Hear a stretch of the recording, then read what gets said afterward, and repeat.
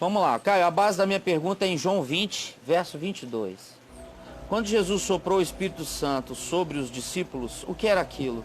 Sendo que somente em Atos 2 foram batizados com o Espírito Santo. Não entendo isso, Caio. É que você pensa no Evangelho como te ensinaram a pensar, especialmente se você é de um ambiente pentecostal. Mas se você também é de uma igreja histórica, as pessoas ficaram condicionadas à cronologia de tudo. Inclusive Deus cabe na cronologia. E aí a pergunta que eu ouço, desde o tempo em que eu não tinha tido essa questão, Tá. porque isso veio para mim primeiro como uma questão dos outros, nunca como uma questão minha. E houve um dia em que eu também não sabia nada do Evangelho. Foi no dia 19 de julho de 73, eu não sabia nada do Evangelho. No dia 18 eu falei, eu quero Cristo.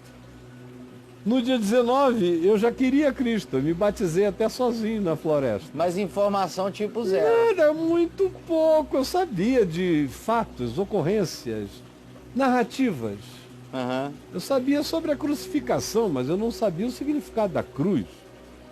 Eu sabia sobre a história da ressurreição, mas eu não sabia das implicações do poder da ressurreição para mim. Sim, Caio. Eu sabia sobre a ressurreição de Lázaro, mas eu não sabia o significado de vencer a morte.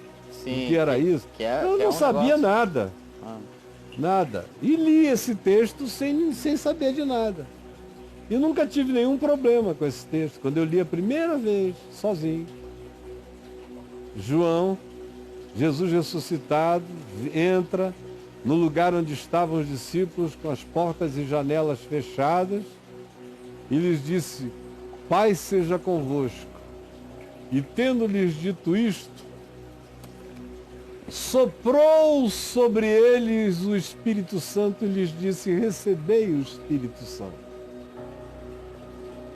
E aí o texto prossegue e outros textos dos evangelhos prosseguem dizendo que depois disso Jesus se manifestou aos seus discípulos durante 40 dias e 40 noites, em lugares, circunstâncias e para grupos diferentes, dando-lhes mandamentos através do Espírito Santo, que ele tinha soprado sobre eles.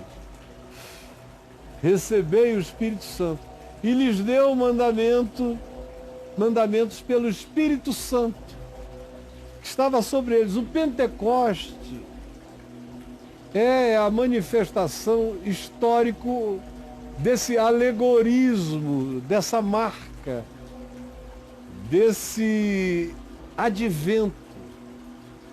Porque o evento do Espírito Santo esteve sempre entre nós.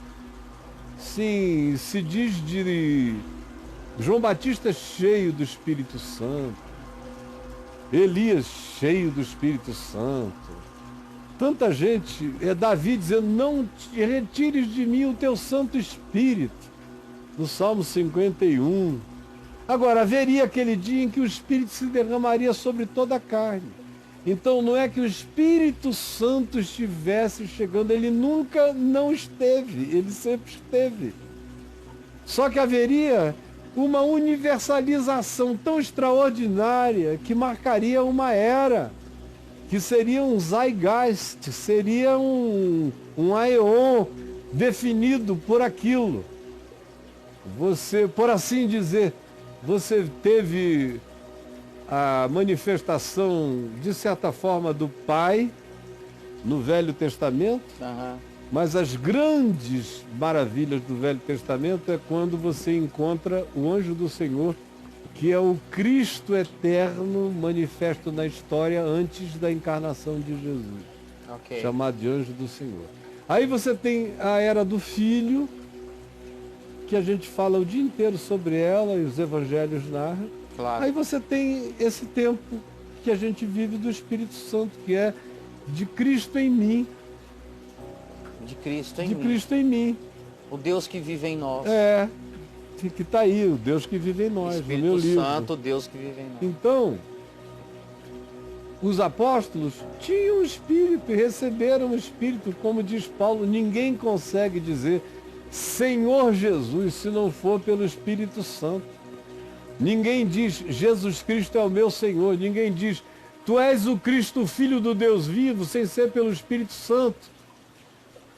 Acerca do que Jesus diz, bem-aventurado tu és, Simão Barjonas, ou seja, Pedro, porque não foi carne nem sangue quem tu revelou essas coisas, mas meu Pai que está nos céus. Ora, o Pai que está nos céus, o Pai e o Espírito são um. Cristo e o Espírito são um.